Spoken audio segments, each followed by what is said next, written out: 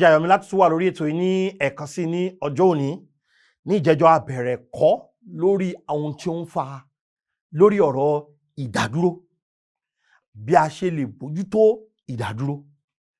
Mo ṣàlàyé pé ìdádúró ó túmọ̀ sí nǹkan mẹ́ta. Nǹkan àkọ́kọ́ ni pé kéèyàn má dàgbà, nǹkan kejì ni pé kéèyàn má tẹ̀síwájú, nǹkan kẹta ni pé kéèyàn má lè so èso. Mo sì sọ fún wa gbòógì láti inú ọ̀rọ̀ Ọlọ́run ní ìjẹ́jọ́ yẹn pé àwọn nǹkan tó ń fa ìdádúró, nǹkan kìíní tá a wò òun ni pé ara ẹni. Àwọ ọkùnrin kan tá à ń pè ní Agrippa, bí ó ṣe dára rẹ̀ dúró kúrò nínú gbígba Jésù. Àwọ ẹ̀ṣẹ̀, a sì wo ọkùnrin kan tá à ń pè ní Ákánì. Wọ́n ka ẹsẹ̀ Bíbélì tí mo kà ní ìjẹ́jọ́ yẹn lẹ́ẹ̀kan sí ìwé Genesis orí 24 ẹsẹ̀ 16. Genesis 24:56. Bíbélì wípé òun sì wí fún wọn pé ẹ má ṣe dá mi dúró, Olúwa ṣáà ti ṣe ọ̀nà mi ní rere, ẹ rán mi kí èmi kí ó lè tọ̀ Olúwa mi lọ. Olúwa dúpẹ́ fún àǹfààní yìí, ẹ ràn wá lọ́wọ́ láti lè wo ọ̀rọ̀ yín, ẹ fi òye fún àwọn tó ń gbọ́ mi, ẹ fi ìgbàlà fún ẹni tó nílò ìgbàlà lónìí, ẹ fi ìrúsókè fún ẹni tó nílò ìrúsókè, kí ẹ sì ràn mí lọ́wọ́ láti wàásù ọ̀rọ̀ ìbúṣe yẹ kí n wà á fún ògo orúkọ mímọ́ yín nìkan. Jésù Olúwa wa, àmín. À ń sọ̀rọ̀ nípa ìdádúró. A ti wo pé ènìyàn máa dára rẹ̀ dúró, ẹ̀ṣẹ̀ a máa dáni dúró. Nǹkan kẹta tí ó máa ń sábà dá ọ̀pọ̀lọpọ̀ ènìyàn dúró, òun náà ni àwùjọ téèyàn wà, your society. Ṣé rí ọ̀pọ̀lọpọ̀ wa la wà láwùjọ tó ti sọ wá di pé èrò wa kéré. A ò ní ìran fún ìmúgbòòrò, a ní ìran fún ìdàgbàsókè, a ò ní ìran fún ìtẹ̀síwájú, a ò ní ìran fún ìṣerere. Kí nìdí? Torí àwùjọ tá a wà. Àwọn àwùjọ kan wà táwọn kan wà tó jẹ́ pé ní àwùjọ yẹn gbajúmọ̀ àtèèyàn gidi òun lẹni tó ń mugbó.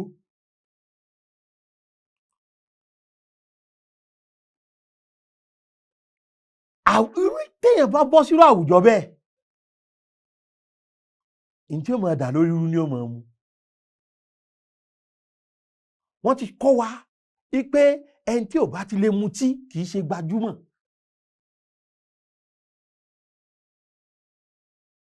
Ẹ mọ̀ gbọ́, wọ́n ti kọ́ wa bí wọ́n bá ti pọ́ ọmọ ọdún 18 lọ máa gbéyàwó. Ìwọ́n tó yẹ pé bí ọmọ ọdún 18 yẹn ló yẹ kó wọlé ẹ̀kọ́ gíga, kó kẹ́kọ̀ọ́ díẹ̀ sí, kí wọ́n náà lè jẹ́ èèyàn. Ṣùgbọ́n ó ti jẹ́ kí àwùjọ tó wà kó dá ọ dúró. Ẹ̀yin náà ìwé Lúùkù orí 11, mo kàn fẹ́ fi ẹsẹ̀ Bíbélì kan hàn wá bẹ́ẹ̀ ni. Ìwé Lúùkù orí 11 ẹsẹ̀ 52, verse 52. Bíbélì ní ègbé ni fún ẹ̀yin amòfin, nítorí ẹ̀yin gba kọ́kọ́rọ́ ẹnu ọ̀nà ìmọ̀, ẹ̀yin fúnra yín kò wọlé, àwọn tí sì ń wọlé ni ẹ̀yin kò fún. Wọ́n à nínú ilé wọ̀, kí wọ́n tún ṣe o, wọ́n tún dúró sẹ́nu ọ̀nà, wọn ò jẹ́ kẹ́lòmíì ó lọ.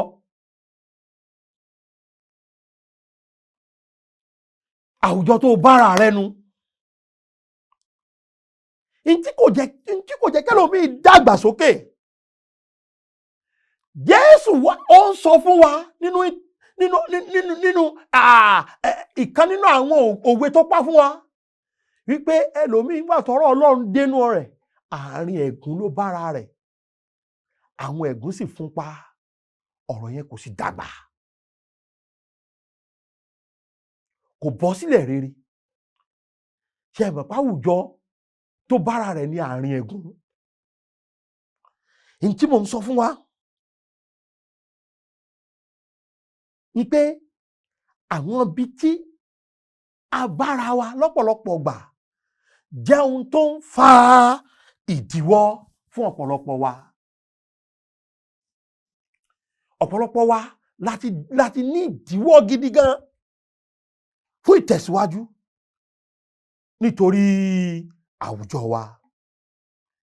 Ẹ̀ṣẹ̀ ń díni lọ́wọ́, ènìyàn máa díra rẹ̀ lọ́wọ́.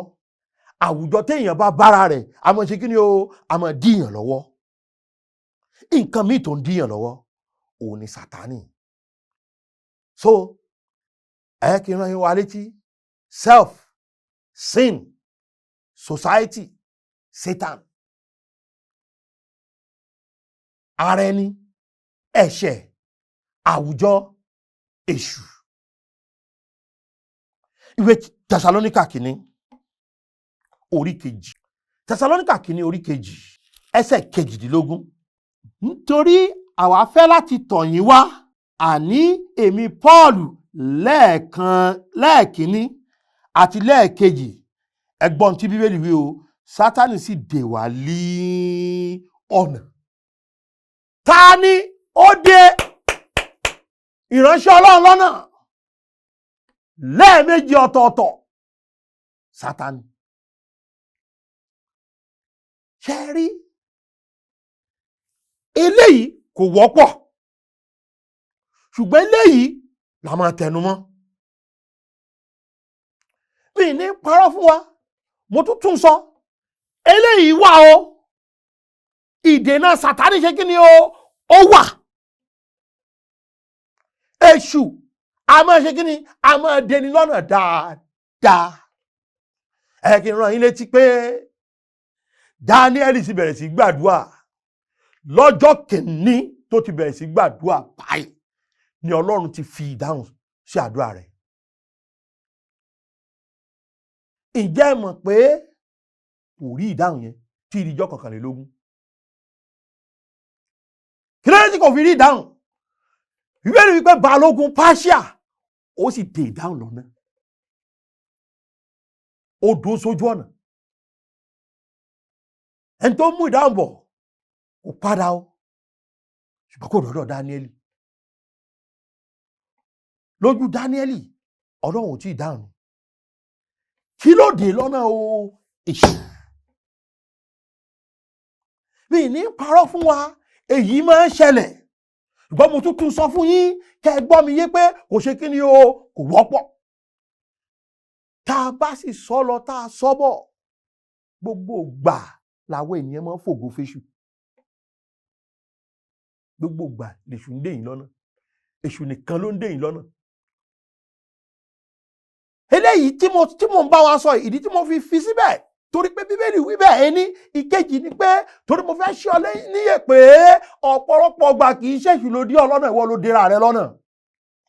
Ọ̀pọ̀lọpọ̀ ọgbà kì í ṣèṣù ló dí ọ lọ́nà, ẹ̀ṣẹ̀ ló dí ọ lọ́nà. Ọ̀pọ̀lọpọ̀ ọgbà kì í ṣèṣù ló dí ọ lọ́nà, àwùjọ tó wà ló dí ọ lọ́nà. Ìyẹn ò mọ̀ pé ìgbà míì wà tó sì lè jẹ́ èṣù. Ìwọ mò ń sọ fún wa gbangba pé èyí tó fi ń fògo fóṣù lórí ayé rẹ,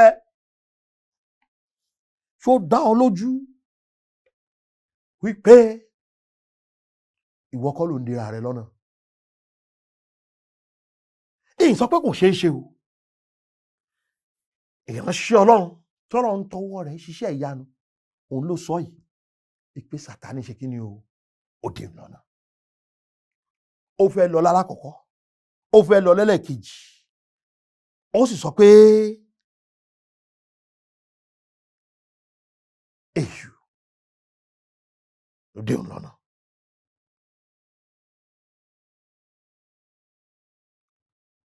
Kí tún nìkan tó máa dè yàn lọ́nà?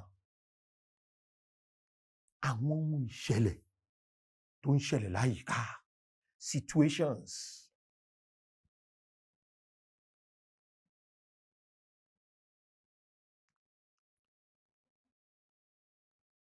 Dáfídì ó ti jáde lọ láti wá nǹkan tí àwọn ìdílé rẹ̀ yóò jẹ. Kó sì tó dé wọ́n sì ti kóyàwó àtọmọ àtìyàwó àwọn ìránṣẹ́ rẹ̀ tọ́jọ́ ń ṣiṣẹ́ papọ̀, wọ́n ti kó gbogbo wọn lẹ́rú.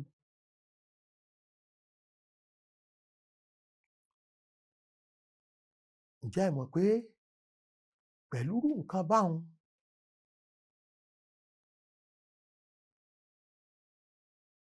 Bíbélì sọ pé ọkàn Dáfídì ó pami. Àwọn ìpami ọkàn a máa deni lọ́nà. Ṣé rí ọ̀pọ̀lọpọ̀ wa àwọn ìtàn tán ti sọ fún wa òun ni ìdènà wa. Nàtáníẹ́lì wí pé ohun rere kan a lè ti Násárẹ́tì jáde bí. Wọ́n ti ka Násárẹ́tì síbi tí ohun rere kan ti ṣe kí ni o tí èyí ti jáde. Àbájọ tó fi dàgbà wọ́n ti sọ fún ọ pé ìdílé bàbá rẹ wọn kì í ṣe oríire mi. Àbájọ tó fi kàwé wọ́n ní kò sẹ́ni tó kàwé rí. Mọ ìdílé kan dáadáa.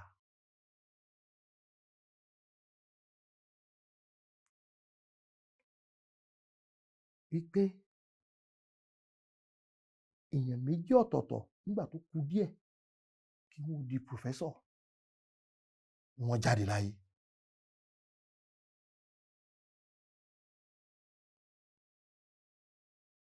Àmọ́ ìtàn yẹn ẹnìkan wà nídìílé yẹn tí kò jẹ́ kó pa òun lára, tí kò jẹ́ kí ìtàn burúkú yẹn kó pa òun lára. Wípé oníṣègùn òyìnbó kan wà nínú ìdílé yẹn jẹ́ pé nígbà olùtọ́jú àwọn ọmọdé ni ó kù díẹ̀ báyìí ló kú. Ọ̀kan tó wà olùtọ́jú àwọn ẹranko ni ó kù díẹ̀ báyìí tí ó di pòfẹ́sọ̀ ìlú náà kú. Ṣùgbọ́n kan ka philosophy nínú ìdílé yẹn. Gba first class jáde kó mọ̀ dáadáa. Kò jẹ́ kó dì lọ. Òun dá pòfẹ́sọ̀. Kódà bóyá díẹ̀ ló fi lé lógójì ọdún tàbí bóyá kù díẹ̀ kò pógójì ọdún ló ti dá pòfẹ́sọ̀ yẹn.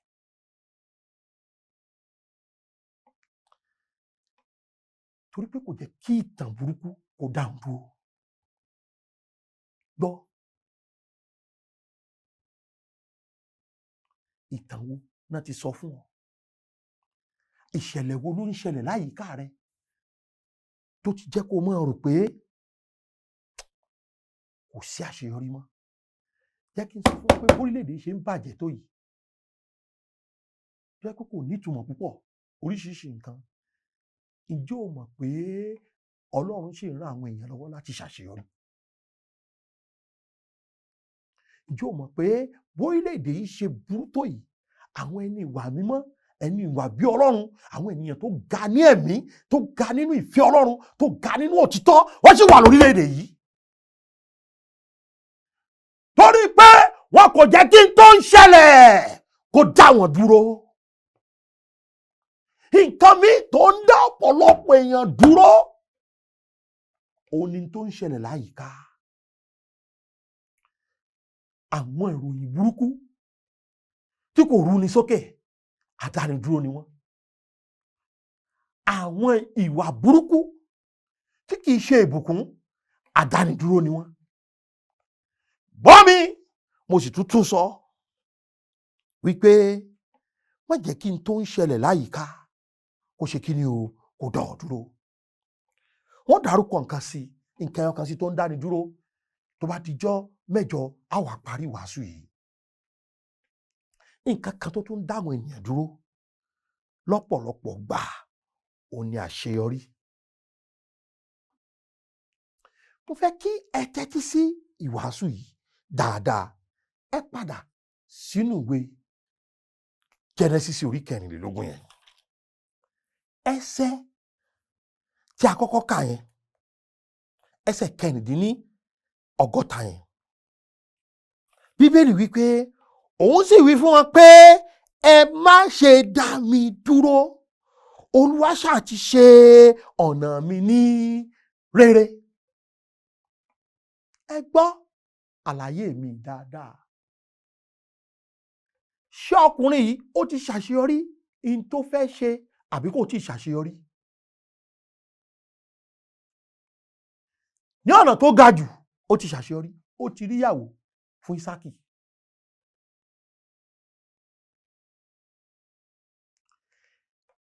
Ṣùgbọ́n ẹ jẹ́ ká ṣàkíyèsí pé kò tí ì mú ìyàwó yẹn dọ́dọ̀ Ísákì. Ẹ̀yin náà wo ẹsẹ̀ 54 yẹn 54. Wọ́n sì jẹ, wọ́n sì mu, àti àwọn arákùnrin tí ó wà pẹ̀lú rẹ̀, wọ́n sì wọ̀ níbẹ̀ ní òru ọjọ́ náà. Wọ́n sì dìde ní òwúrọ̀, òun sì wí pé ẹ rán mi lọ sí ọ̀dọ̀ olúwa mi. Arákùnrin àti ìyá rẹ̀ sì wí pé jẹ́ kí omidan náà kó bá wa jókòó ní ìjọ mélòó kan, bí ìjọ 10, lẹ́yìn èyí ni kí ìwọ kó wá máa lọ. Wọ́n wá fẹ́, ẹ máa gbọ́, nígbà wọn ti rí ọmọbìnrin yẹn tán, òun ló fi wá wí fún wọn pé ẹ má ṣe ṣe kí ni o, ẹ má ṣe dá mi dúró. Oúnjẹ ti wà ń bẹ̀, àwọn òun ìránṣẹ́ kúkú ni, níbi tó wà yìí òun kò ṣiṣẹ́ ìránṣẹ́ ń bẹ̀, wọ́n ń sìn ni. Ọ̀pọ̀lọpọ̀ wa láti lọ jókòó sórílẹ̀-èdè tọ́lọ́run ò pè wá sí nínú iṣẹ́ ìránṣẹ́.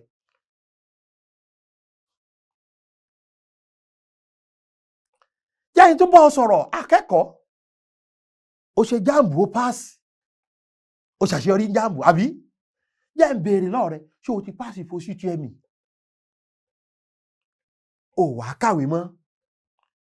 Àṣeyọrí kékeré kan ti kó sí ọ lórí, o ti rò pé o ti mọ gbogbo ẹ̀ tán.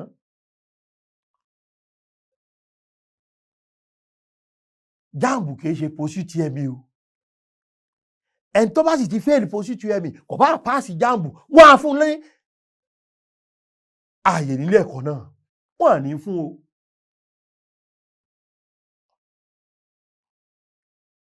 Ó ṣe WAEC, ó ti páàsì, ṣé o ti páàsì jáàmbù?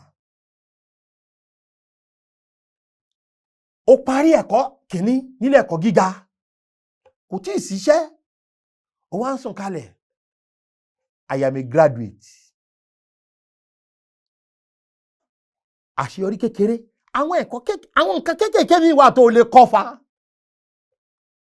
Tẹ́pọ̀ ní ó lànà fún ọ. Mo mọ arábìnrin kan dáadáa, ẹ máa gbọ́, ń bò lọ SCE tó parí, ó bọ́ sílé ẹ̀kọ́ gíga yunifásitì. Bó ṣe ń kọ́ ẹ̀kọ́ ní yunifásitì, bẹ́ẹ̀ ni ń kọ́ṣẹ́ télọ̀, bẹ́ẹ̀ ni ń ṣiṣẹ́ tíṣà nílé ìwé nursery and primary school. Ṣé ẹ mọ̀ tí ò jẹ́ kó kó sí lórí àṣeyọrí kan? Ṣé rí ọ̀pọ̀lọpọ̀ wa in tó ń kó sí wa lórí tá ò fi tẹ̀síwájú mọ́, òun ni pé a ti ṣàṣeyọrí kékeré.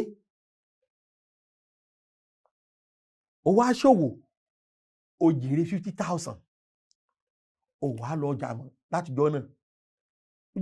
Ìjọ 50,000 ó fi tán. Ó tí mo pa, èyí tí mo pa yìí, tí n bá ṣiṣẹ́ mọ́ lọ́dún yìí ó ti tó mi. Ṣé ọdún tó ń bọ̀ ńkọ́?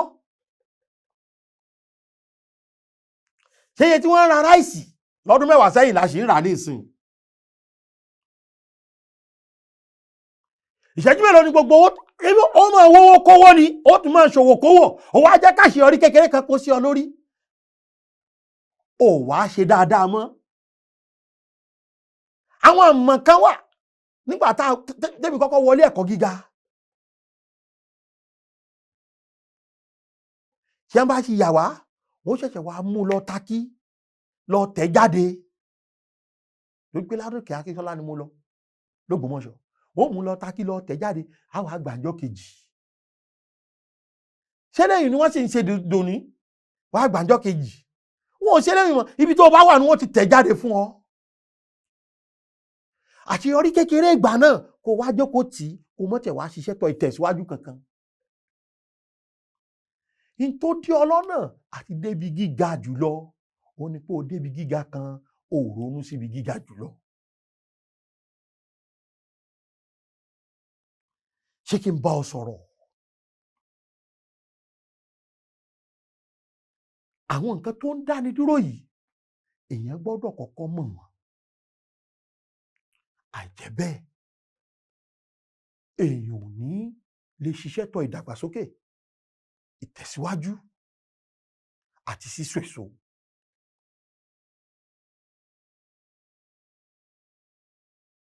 Ẹ kí n sọ fún wa pé Ọlọ́run kò ṣe é dá dúró. Jóòbù orí 9 ẹsẹ̀ 12. Ènìyàn ṣe é dá dúró, ṣùgbọ́n Ọlọ́run kò ṣe é dá dúró. Mo fẹ́ kí ẹ fi gbólóhùn yẹn sọ́kàn pé Ọlọ́run kò ṣe é ṣe kí ni o, kò ṣe é dá dúró. Bíbélì wí pé ọba sì wí fún ìwé Jóòbù orí 9 ẹsẹ̀ 12. Bíbélì wí pé kíyèsí ó jàgbà lọ, ta ni yóò fà á padà? Ọlọ́run ò ṣe é fà sẹ́yìn, Ọlọ́run ò ṣe é dá dúró. Ṣé kí n lè pọ̀ níjà tìrọ̀ mọ́ Ọlọ́run? Torí pé mo mọ̀ pé kò wù ọ́ láti wà lójú kan lẹ́mìí, lára, níbi okòwò, nídìílé. O fẹ́ kí ìdílé rẹ tẹ̀síwájú, o fẹ́ káwọn ọmọ rẹ tẹ̀síwájú, o fẹ́ kí ìyàwó rẹ tẹ̀síwájú, o fẹ́ kí iṣẹ́ ìránṣẹ́ rẹ tẹ̀síwájú, o fẹ́ kí ìgbé ayé ẹ̀mí rẹ tẹ̀síwájú, o fẹ́ tẹ̀síwájú nínú ìfẹ́ Ọlọ́run. Wò ó, o nílò láti dìrọ̀ mọ́ Ọlọ́run. Ọlọ́run ò ṣe é dá dúró. Máa gbọ́,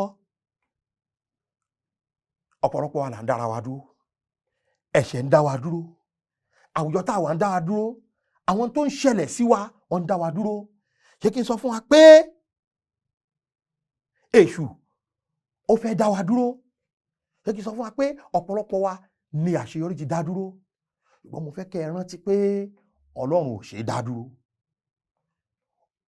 Ohun tó bá ti pinnu lọ́kàn rẹ̀ kò sẹ́ni tó lè dá dúró. Dìrọ̀ mọ́ Ọlọ́run kí ìwọ náà bá dẹni tí ò ṣe é dá dúró. 07038085652. Wọ́n ti fi sójú móhùnmáwòrán 07087682122 àti 07055307492. Nọ́mbà wa mẹ́tẹ̀ẹ̀ta ni èyí tí mo pè kàn yẹn ní WhatsApp. Jẹ́ kí n gbà ọ́ nímọ̀ràn, jẹ́ kí n fọ̀rọ̀ Ọlọ́run tọ́ ọ sọ́nà lórí bó ṣe bọ́ lọ́wọ́ ìdádúró. Àlàáfíà Ọlọ́run kó máa bá yín gbé. Ó dàbọ̀. Oore ọ̀fẹ́ ṣá ni ìgbẹ́kẹ̀lé mi, Jésù kò fún